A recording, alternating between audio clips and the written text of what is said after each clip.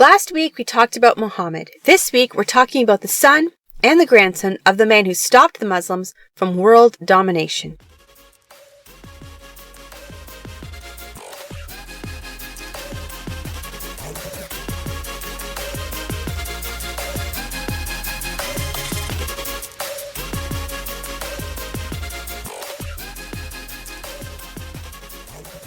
Let's go back a little to the 600s. The Germanic barbaric tribes had divided and conquered the Roman Empire. These areas were run by these tribes and they ruled as lords. France was divided and very ununified. It was dominated by the Franks and ruled by the Merovingian dynasty. A man named Clovis converted to Christianity. He ruled and unified the Franks for the first time. He was liked by the bishops in France, and the church promoted Clovis amongst the people. Clovis became king and was loved by the people. He didn't pass the throne on to his oldest son. Instead, he passed the throne to all of his sons to be shared equally. This, however, did not go well and led to a lot of little civil wars. Eventually, the kings became useless. They did nothing. In fact, they're known as history as the Do-Nothing Kings. These Do-Nothing Kings ruled from 637 to 751. While the kings did nothing except live in the palace and enjoy all the benefits of being rich, the work was done by the mayor of the palace. You get an idea of what that would look like by looking at England today. The queen and the prince really don't do anything except travel and get their pictures taken. The prime minister and the parliament do all the actual work. This was what it was like in the time a man named Charles Martel became the mayor of the palace. Charles had two sons, Charlemagne and Pepin. He had his two young sons sent to a monastery to live and study. It was around this time the Islamic armies attacked France. It looked like the Franks would be overthrown and forced to convert to Islam. But Charles Martel refused to give up and continued to fight. He overthrew the Islamic armies at the Battle of Tours in the year 732. He was given the nickname the Hammer. Although the battle ended the Islamic outreach into this area of what is today Europe, they still continued to constantly attack the southern areas of France. Islam ruled over Spain at this time. Charles Martel was known for fighting these great wars. He would go to the church and take things from the church to fund his military. Around this time, a man named Winfrid lived in England. He was known as the doer of good, or Boniface.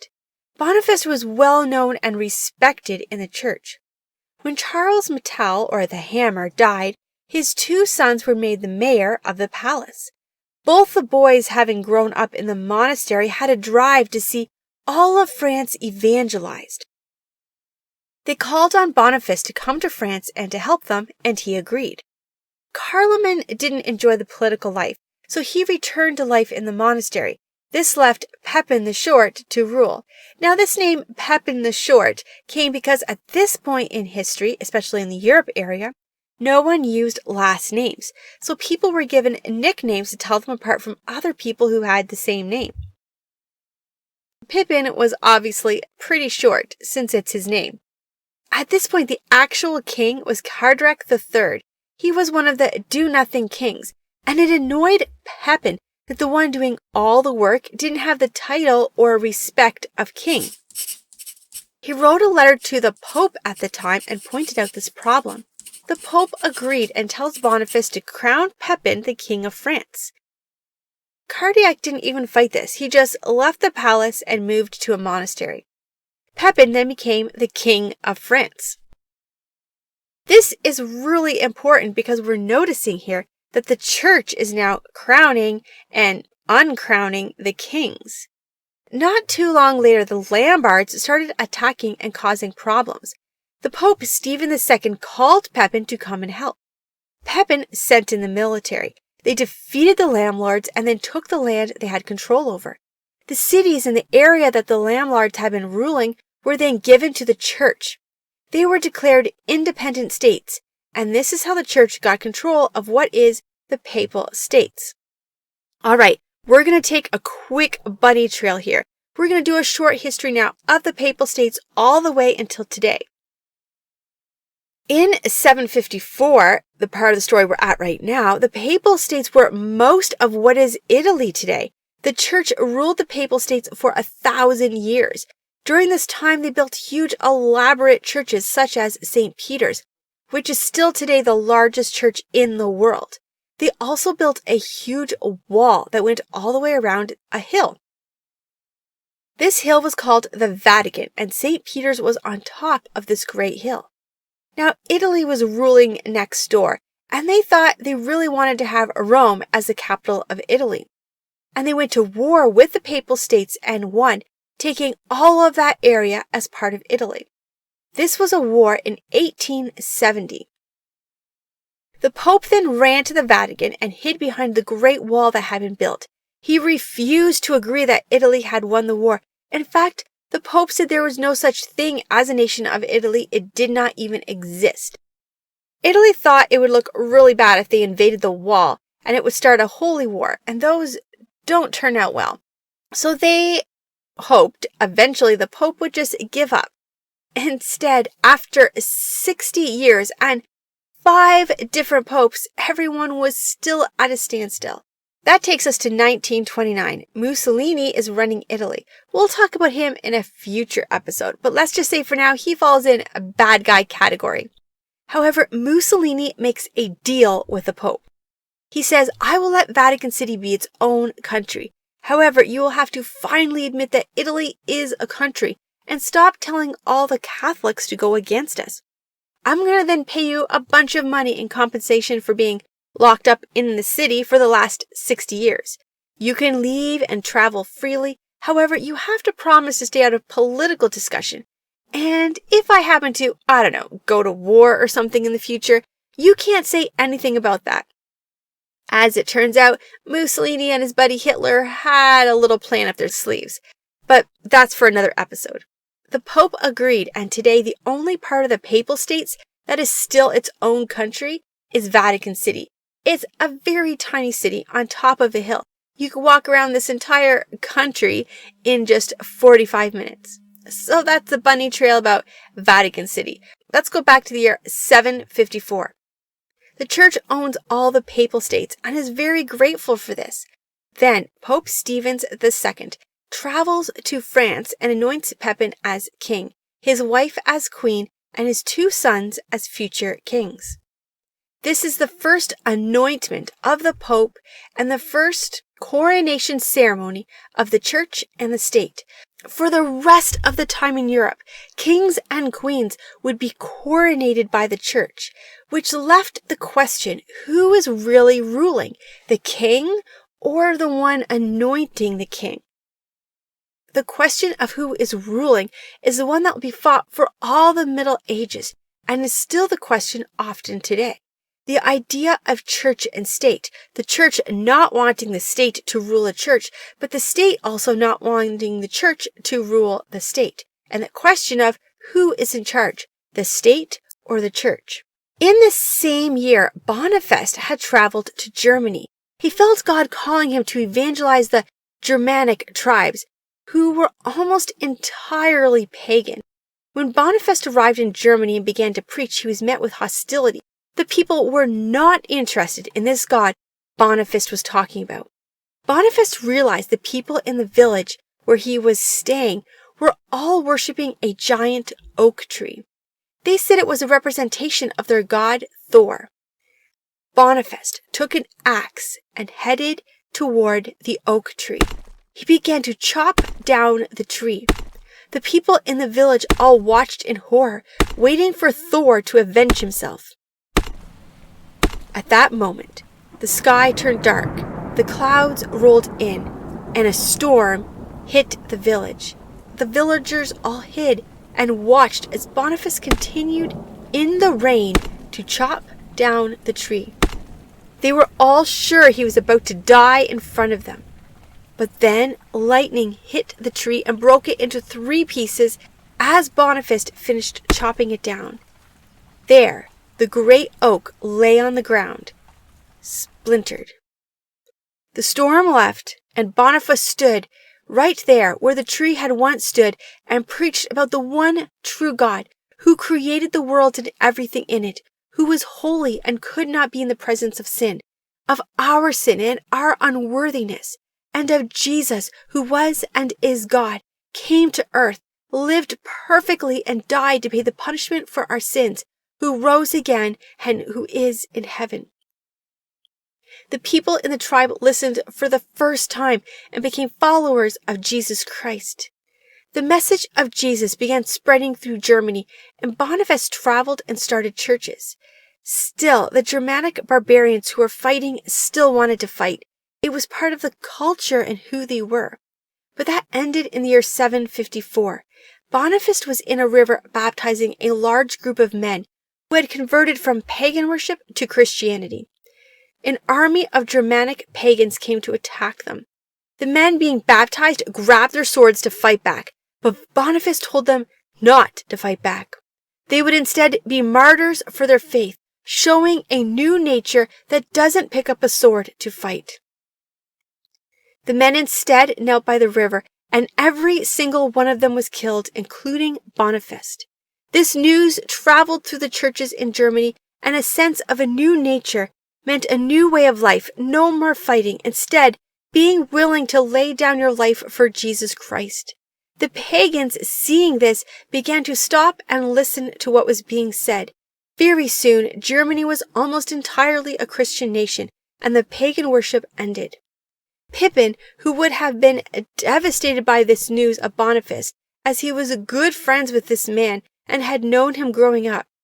So in that year, 754, Pippin not only grieves the death of his friend, but is also coronated king. Pippin the Short continued to rule until his death, and his two sons take over as dual king, Charles and Charlemagne. Charlemagne died in the year 771, and that left Charles as the ruler. Charles was a great ruler. He dominated militarily. He also ruled in a way that made people love him. While his father was known as Pippin the Short, he was known as Charles the Great, or Charlemagne. As a military leader, he fought against the Muslims in Spain. He was not able to take back all of Spain, but he was able to free some of the cities. However, his nephew died during one of the battles. He wrote a poem before dying, which became kind of a national song. He then went to war with the Muslims again in the Frankish-Moorish Wars. The Moors were the Arabic Muslims who ruled North Africa and Spain. They had sea battles in the Mediterranean Sea, where Charlemagne took control of the islands of Corsican and Sardinia and the Balearic Islands. They also fought in the land of northern Spain. In 795, he conquered large areas of Spain, and they returned part of the Frankish Empire. These parts of Spain remained part of the Frankish Empire until the year 1258. Landlords at this time ended their attacks completely. They had started to be a problem again. He then declared himself king of the landlords. He left his son to rule the area and make sure the landlords never attacked again. This area is what is known today as northern Italy. He also added to what is today southern Italy to his empire. In the year 787, the Frankish kingdom continued to grow. Then one of the women who had been part of the ruling families of the landlords married a king of Bavaria and convinced him to go to war against Charlemagne. This was a very short war, and Charlemagne easily defeated him. There were so many more wars. It would go on for a long time if we went over all of them. However, safe to say, under his rule, the empire grew a lot. But when Charlemagne attacked and defeated the Saxons, he ordered that everyone become baptized or die.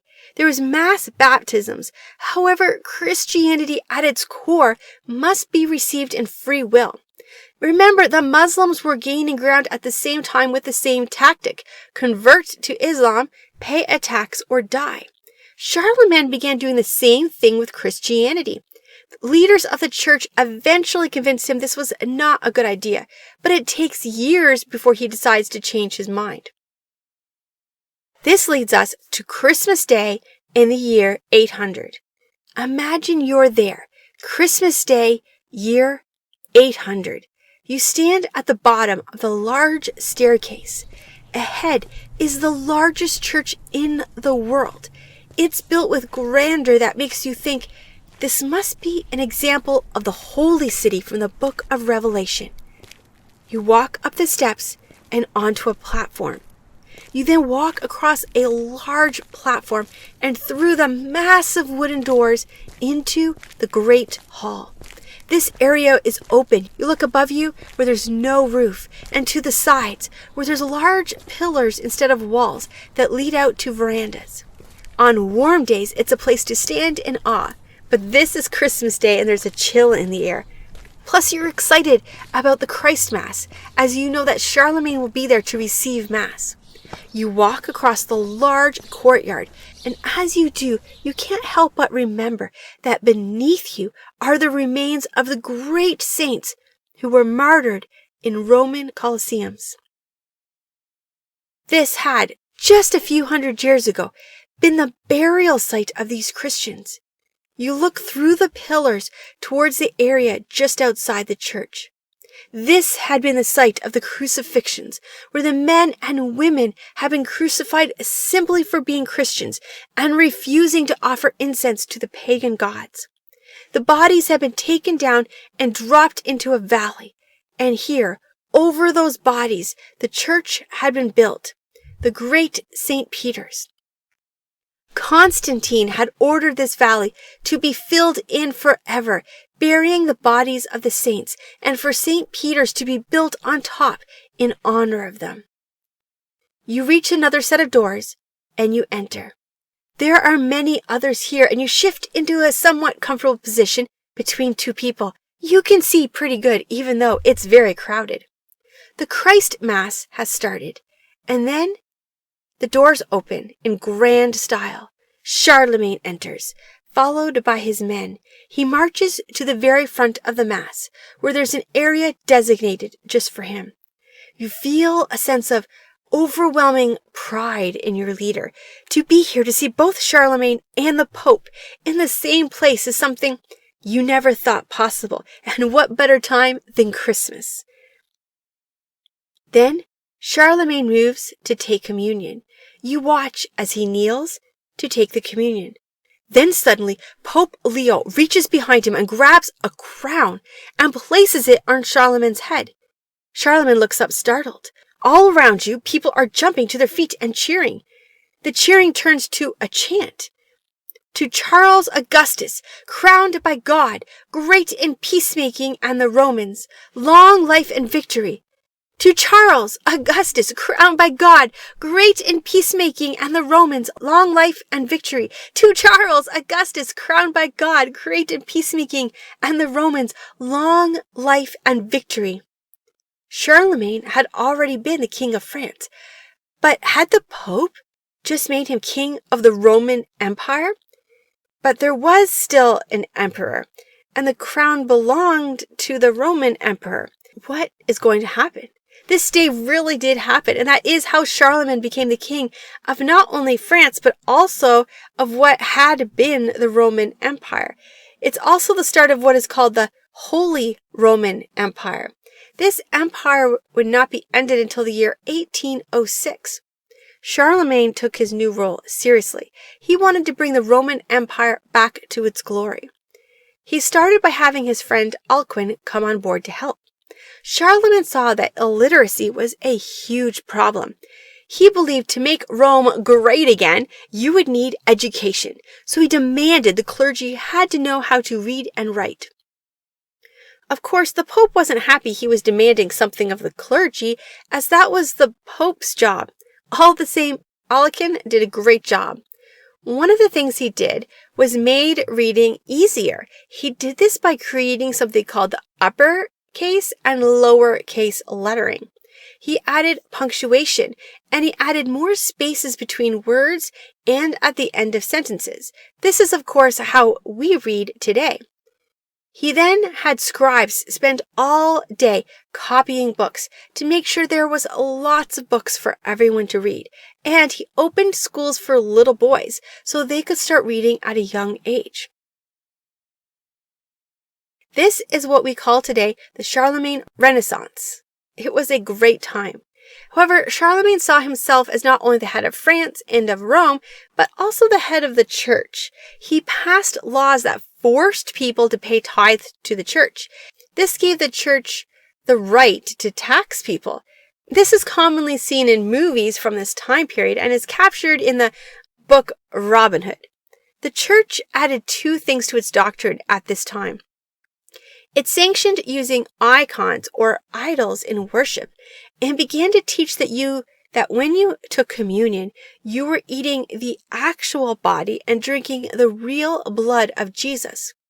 These are still taught today in the Catholic Church. There were people who wanted the Pope to be the extreme leader and the king to follow the Pope. These people were called the Papists. Other people wanted the emperor to have extreme power and the Pope to follow the emperor. These people were called the Imperialists. Charlemagne died in the year 814. After his death, he became known as Europa Pater, or Father of Europe. Although his grandsons would end up dividing France. Part of it is now Italy, part of it is now Germany, and only a third of it is still called France and run by the Franks. The area that became Germany takes the title of head of the Holy Roman Empire. King Otto becomes the first Germanic king and claims the Holy Roman Empire will be controlled by Germany. This remains true all the way until the 9th century. It's passed down from Otto to his oldest son, and so on. During this time, the Islamic armies are still marching and taking over large areas that had been the Christian strongholds. The question became, should the church take the land back? In the next few episodes, we're going to be talking about the Crusades. You don't want to miss these episodes, so make sure you subscribe so you won't miss it.